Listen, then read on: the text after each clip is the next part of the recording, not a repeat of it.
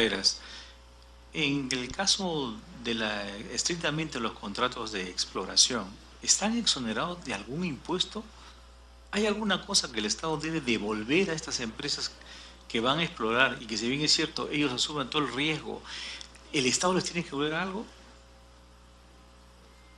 Tiene la palabra para la respuesta de los interrogantes de todos los señores congresistas.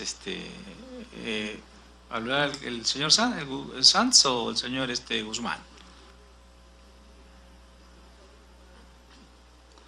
Ya, tiene la palabra el señor Sanz Parra para...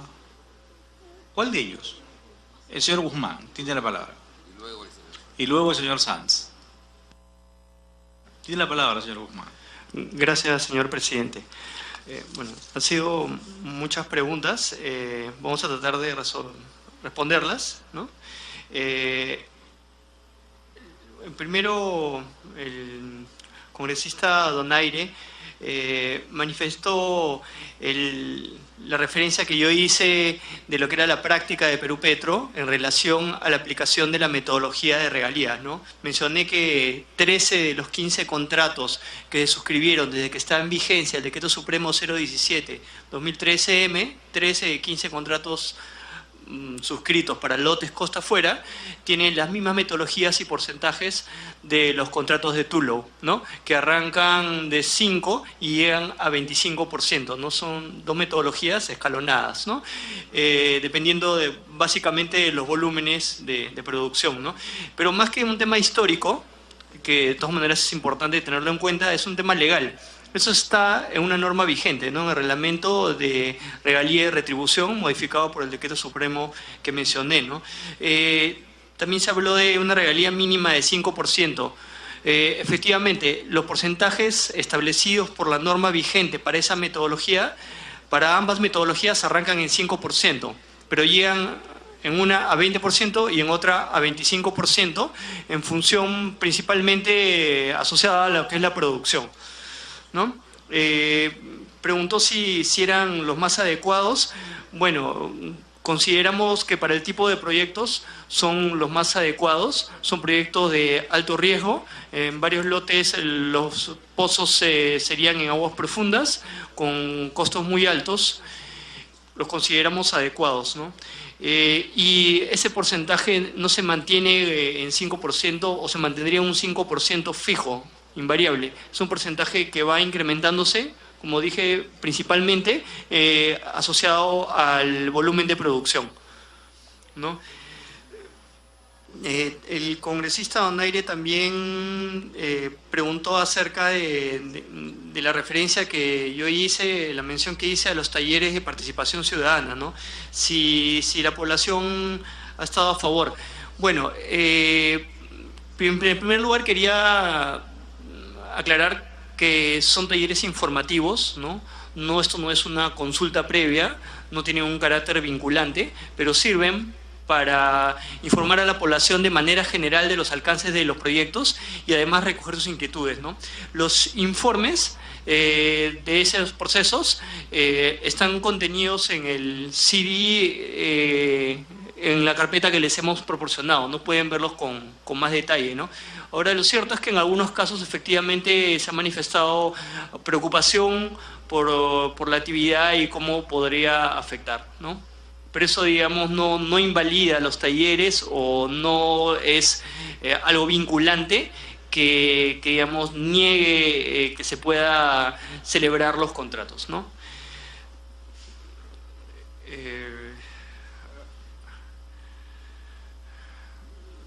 Bueno, básicamente esas eran en relación a las preguntas del congresista Donaire, ¿no? En relación a las preguntas y a los comentarios de la congresista Foronda, ¿no?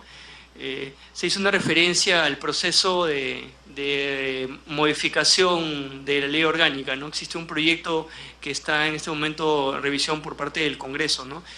Yo quería precisar que los contratos aprobados con la empresa Tullow se ajustan estrictamente a lo que señala la ley orgánica vigente. No tienen ningún término que no esté previsto ni en la ley orgánica vigente, ni en los reglamentos asociados vigentes, ¿no? No podríamos haber presentado algo así, ¿no?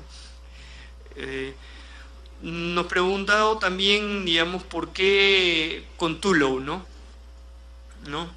En realidad, estas áreas son áreas que solicitó la empresa Tullow para negociación directa, conforme a la ley de hidrocarburos y conforme a la política aprobada por el directorio de Perú Petro hace buen tiempo, ¿no? No ha habido otra empresa interesada por las mismas áreas que la solicite para contratos de licencia de manera simultánea, ¿no? Además, como mencioné antes en la presentación que hice al inicio, los resultados de los procesos de selección no han sido buenos para áreas en exploración, ¿no? Como dije, de 44 lotes adjudicados en las 3 grandes licitaciones de los años 2007, 2008 y 2010, solo tenemos en este momento un contrato vigente, ¿no? Y de las licitaciones del 2013 y 2014, como ya comenté, fueron canceladas por falta de interés, ¿no? Incluyendo la del 2013, que fue por lotes en offshore, ¿no? Entonces, en este momento, el Perú no es un país tan atractivo para este tipo de inversiones, ¿no? Es por ello que nos hemos abierto a recibir a cualquier empresa interesada, a promover a través de la revisión de nuestras políticas, de las políticas de contratación, la política, los lineamientos de calificación y la política de convenios de evaluación técnica, ¿no? La idea es atraer empresas para que hagan este tipo de actividades, ¿no? También la congresista Foronda comentó que en el Acuerdo de Directorio 029 de 2017, que es la política de contratación aprobada por el Directorio Perú Petro, se señala que las contrataciones serán preferentemente por convocatoria, ¿no? Esa es una declaración general de la política, porque la política misma es la que establece la posibilidad de celebrar contratos por negociación directa en línea con lo que establece la ley, ¿no? Sino que no es una negociación directa para cualquier empresa que pueda solicitarla. La negociación directa solo procede, digamos, en 3 grandes casos, ¿no? A solicitud de empresas petroleras que o bien figuren en rankings internacionales como empresas de primera categoría, ¿no? Como empresas grandes a nivel internacional. Otro supuesto es en el caso en que cumplan unos lineamientos de capacidad técnica superior bastante exigentes, ¿no? Que solo lo cumplen empresas, digamos, medianas a nivel internacional y que tienen bastante experiencia. Y otra posibilidad de hacer negociación directa es derivada de convenios de evaluación técnica que otorguen el derecho de primera opción, ¿no? Los convenios de evaluación técnica son actividades previas a la fase de exploración. Y finalmente, la otra posibilidad de hacer negociación directa es a propuesta de Perú Petro, ¿no? Para casos de emergencia, en que se necesite garantizar la continuidad operativa de un lote en producción, como por ejemplo puede ser que no se pueda adjudicar una licitación y esté próximo a terminar un contrato, ¿no? En ese sentido es que se da preferencia a los procesos de selección. No, es por ello que la política lo menciona así, ¿no? Como dije, la negociación directa es la principal forma de contratación asignada por la ley de hidrocarburos a Perú Petro, ¿no? Si ustedes revisan la ley orgánica, en el artículo 6 le encargan como función a Perú Petro negociar los contratos, ¿no? Lo dice expresamente. En el desarrollo también se señala que será a criterio de Perú Petro por negociación directa o por convocatoria, ¿no? O sea, proceso de selección. Después también comentó la congresista Foronda un tema en relación a la calificación de la empresa. Sí. Okay. La empresa ha sido debidamente calificada de acuerdo a lo establecido en el reglamento de calificación de empresas petroleras vigente, ¿no? Que eso es un decreto supremo, y también en los lineamientos aprobados por Perú Petro, ¿no? En relación al tema que señala la ley sobre establecer una sucursal o constituir una empresa en el Perú, eso de acuerdo a la ley de hidrocarburos es requisito para la suscripción de los contratos, no para la calificación. Y al momento en que se ha realizado el trámite de aprobación de los proyectos, ya estaba constituida, ¿no? Si revisamos la ley, es para la suscripción, no para la calificación. De acuerdo a las normas de calificación al reglamento, la calificación incluso es a la matriz o corporación, a la empresa extranjera, ¿no? ver, bueno, en relación a los temas de los EIAs, como ya comenté, de acuerdo al marco legal vigente, no se requieren al momento de negociar o suscribir el contrato, sino después, con ocasión del desarrollo de las actividades ya específicas, ¿no?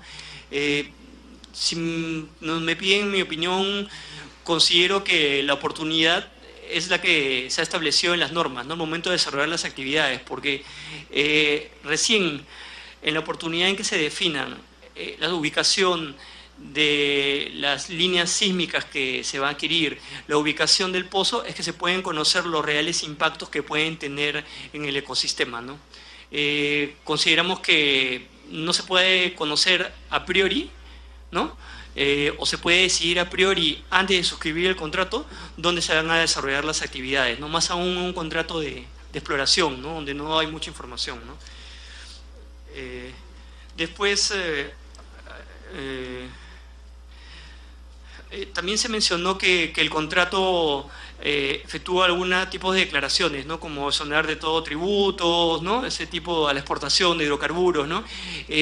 Lo que el contrato establece no sale del marco de las normas legales vigentes, ¿no? El contrato, a lo mucho en estos aspectos, repite lo que está en la ley de hidrocarburos y a unas normas tributarias complementarias a la ley de hidrocarburos, ¿no? La estabilidad tributaria tampoco la da el contrato, la ley de hidrocarburos, de ahí es donde deriva, ¿no? No es que el contrato esté otorgando beneficios tributarios o un estatus especial por el simple hecho de firmarlo, es por aplicación de la norma, ¿no?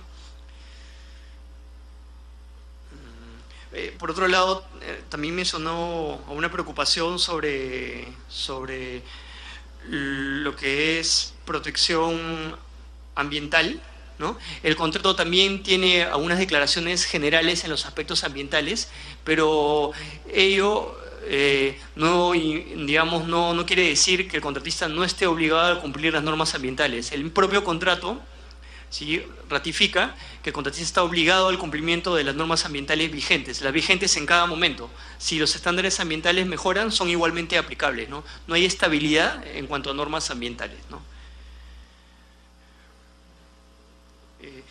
En relación a las áreas, los contratos excluyen islas y áreas protegidas, ¿no?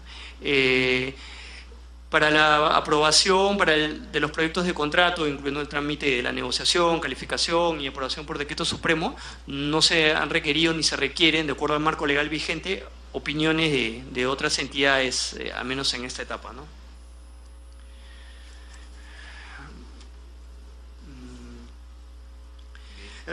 En relación a lo que comentó el congresista Vieira, ¿no?, en el sentido de que no se ha consultado a los gremios pesqueros, digamos, no está regulado en las normas legales que se deba realizar una consulta vinculante, ¿no? Lo que se ha realizado, como dije, ha sido talleres de participación ciudadana, ¿no? Y aquí quiero comentar un poco, ¿no?, que apostamos por la coexistencia de las actividades, la actividad de exploración, de explotación de hidrocarburos y la pesca, ¿no? Es más, así ha sido en el pasado, ¿no? La actividad de hidrocarburos, de exploración y explotación de hidrocarburos costa afuera, no es algo nuevo, ¿no? Se da en el Perú desde la década de los 70, ¿no?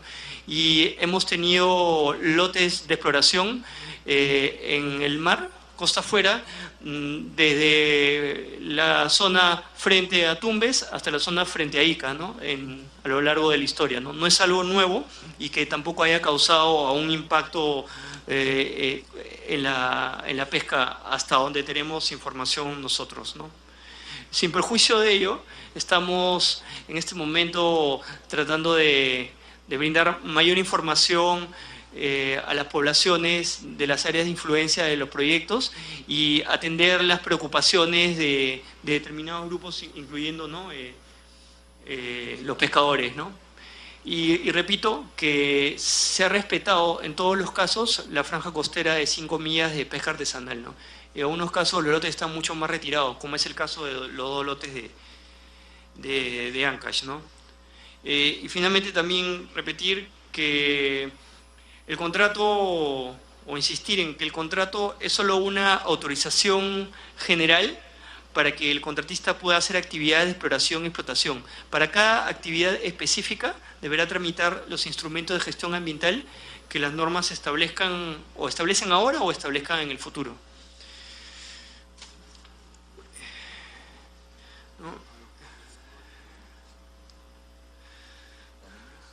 Sí. Bueno, aquí, bueno, en relación a los comentarios, preguntas del congresista Domínguez, ¿no? ¿Qué tan competitivo es el Perú? ¿No?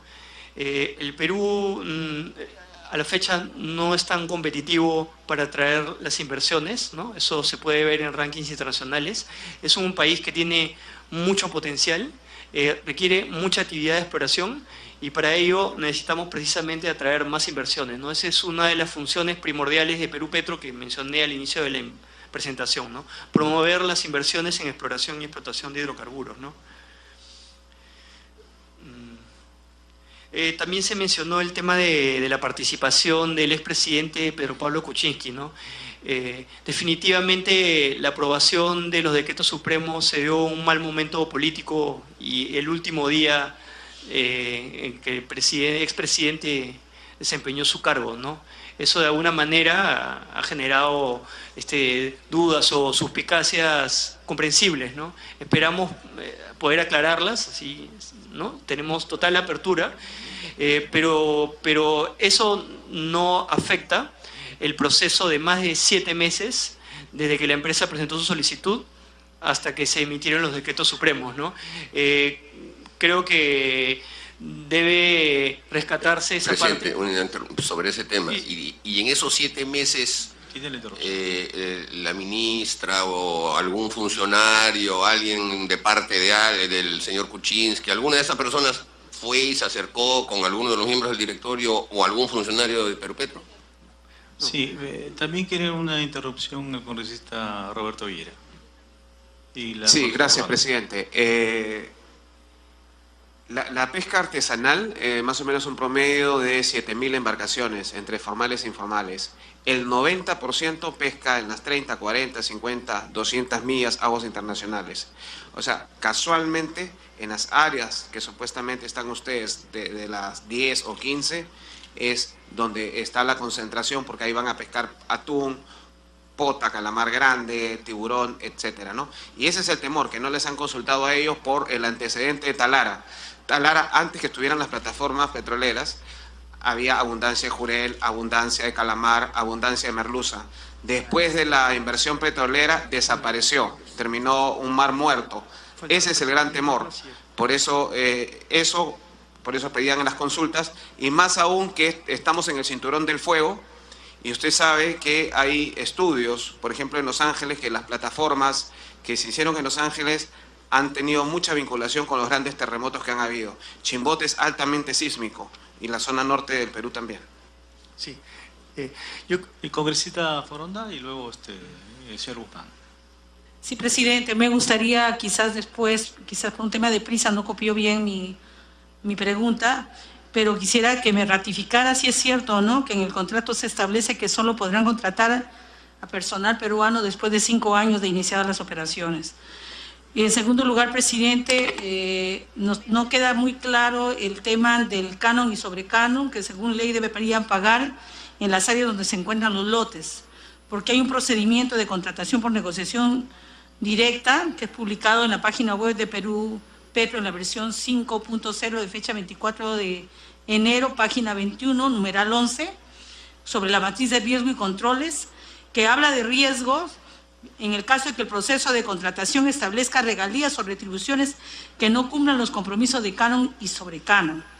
Y como un mecanismo de control establecen que antes de que se inicie el proceso de negociación directa, se preparará la línea base para la negociación.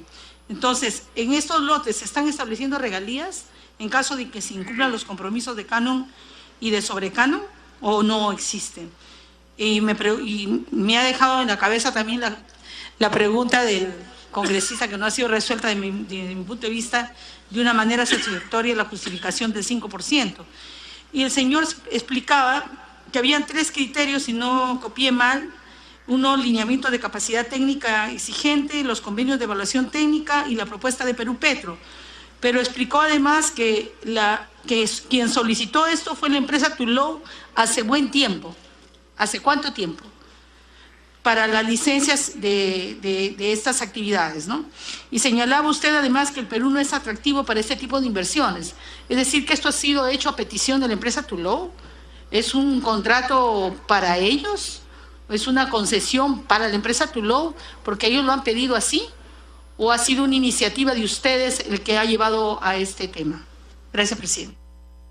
Sí, tiene la palabra señor Guzmán. Correcto. A ver, bueno, voy a tratar de absolver las preguntas de la congresista Foronda, complementar un par de temas en relación a la aprobación de los contratos, y ahí le voy a ceder la palabra al ingeniero Víctor Sanz, que es un geólogo de amplísima experiencia y miembro de nuestro directorio. ¿Ya? En relación a lo que comentó la congresista Foronda, el contrato no impide contratar personal peruano. Lo que hace el contrato es obligar al contratista, ¿no?, al término del 5º año, a sustituir a todo el personal extranjero por personal peruano, ¿no?, con excepción de personal requerido para determinadas posiciones, ¿no? Básicamente eso. No es que impida contratar personal peruano, le obliga más bien a sustituir a la mayoría del personal extranjero por personal peruano. Sin perjuicio de lo que establezca el contrato, además, las empresas tienen que cumplir con las normas que regulan la contratación de trabajadores extranjeros, ¿no? Eso, ojo, todo lo que el contrato señala se da en el marco de las normas vigentes, ¿no?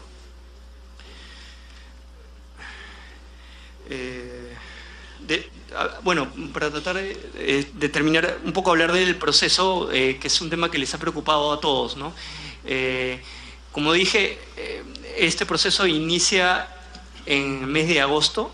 El día 17 de agosto del 2007 es que la empresa solicita calificación y la negociación de sus áreas de interés en el marco de la Ley de Hidrocarburos y de la política de negociación directa, que permite que una empresa petrolera que tenga interés en negociar un área pueda solicitarla si cumple los requisitos que mencioné, que figure en un ranking internacional o que cumpla con tener una capacidad técnica superior de acuerdo a unos parámetros establecidos por Perú Petro.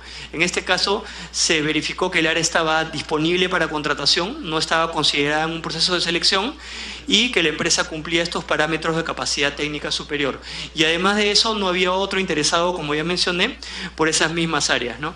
El proceso ha estado en manos de Perú Petro hasta el día 27 de diciembre, que se presentan los expedientes para aprobación por decreto supremo, ¿no? La participación del expresidente Pedro Pablo Kuczynski se da solamente en la oportunidad de la firma de los decretos supremos, porque la Ley Orgánica de Hidrocarburos establece que los contratos para la exploración y explotación de hidrocarburos se aprueban por decreto supremo refrendado por los ministros de Economía y Finanzas y de Energía y Minas. Es decir, el presidente no puede dejar de firmar un decreto supremo. Es la única participación que ha tenido el señor Pedro Pablo Kuczynski.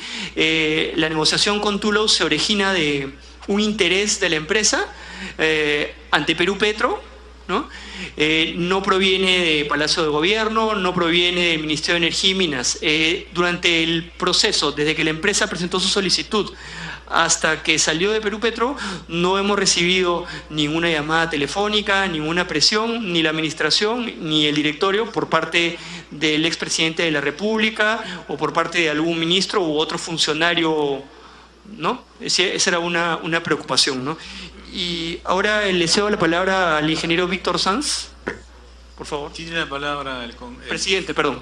El señor Víctor Raúl Sanz. Señores, es un placer estar con ustedes, muchísimo gusto. Quiero remarcar que yo soy geólogo, mi profesión es geólogo, soy doctor en geología, soy profesor de la Universidad Nacional de Ingeniería por más de 30 años, en pregrado y posgrado en estos momentos. He sido gerente de Petroperú he sido jefe de exploraciones de Petroperú y de contratos.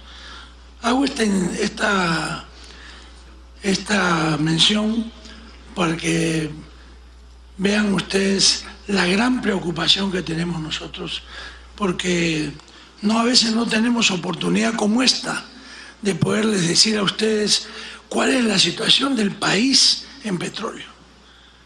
Porque tengan presente una cosa muy sencilla. Nuestro país en este momento consume casi 200.000 barriles diarios de petróleo y produce casi 40.000. O sea que importamos más de 150.000 barriles diarios de petróleo, ¿no? Ahora yo le preguntaría a alguien, de repente ocurre, ¿quién gana con eso? Los peruanos no ganamos con eso, yo creo, de ninguna manera. Tenemos que hacer algo para cambiar esta situación. Ahora, algo importante que yo quiero destacar, como técnico que soy, que en nuestro país, oiga usted, es una bendición de Dios, porque tenemos minería. Acuérdense ustedes que si no hubiera sido por Yanacocha, no sabíamos que teníamos oro. De repente nos volvimos un país en oro. En petróleo, nosotros tenemos petróleo en todo el país. Tenemos petróleo en la costa, en el mar, desde Tumbes hasta cerca de Ica. Tenemos petróleo en el continente, entre Tumbes y Piura. Tenemos petróleo en la sierra. Yo no sé si hay alguien aquí que sea de Puno, por ejemplo. ¿Usted sabe que hay petróleo en Titicaca? En el siglo XIX se descubrió petróleo en Titicaca. Y hay un campo de petróleo que se llama Pirín, que sigue produciendo petróleo. Y la gente de Puno, muchas personas de las diferentes ciudades, van con sus triciclos y sacan petróleo y lo venden en las ciudades como si fuera querosene, porque es un petróleo ligero. Fíjense, estoy hablando del siglo XIX, ¿eh? Y todavía sigue funcionando. Nosotros tenemos petróleo, toda la selva del Perú tiene petróleo, desde la frontera con Ecuador y Colombia hasta la frontera con Bolivia. Tenemos petróleo. Tenemos afloramientos de petróleo en todas partes. Ojalá que algunas personas que son de estos sitios sepan lo que tenemos como potencial. Es increíble lo que tenemos. Sin embargo, no tenemos contratistas. No hay quien trabaje. El Estado no puede trabajar eso. Y además que pensemos que Petroperú podría trabajar. ¿De dónde va a sacar dinero Petroperú? Ustedes saben todos los problemas que acarrea, ¿no? Entonces, la única posibilidad que tenemos es dar facilidades al capital extranjero y al capital nacional también puede ser. Porque también tenemos que ver eso para que puedan trabajar. Miren ustedes, Colombia en este momento tiene 2.500 contratos petroleros. Nosotros, y produce casi 1 millón de barriles diarios. Y una cosa interesante, Colombia está pasando por un momento difícil porque no tiene reservas. No sé si ustedes han visto que muchas empresas colombianas han venido a trabajar al Perú, han pedido para trabajar y no han podido trabajar, porque ya sus reservas están bajas y están produciendo 1 millón de barriles. ¿Y qué han hecho los colombianos inteligentemente? Han favorecido a los mismos colombianos para que formen pequeñas empresas, lo que no hacemos nosotros. Nosotros le ponemos 1000 dificultades al que quiera trabajar. No se puede usted imaginar.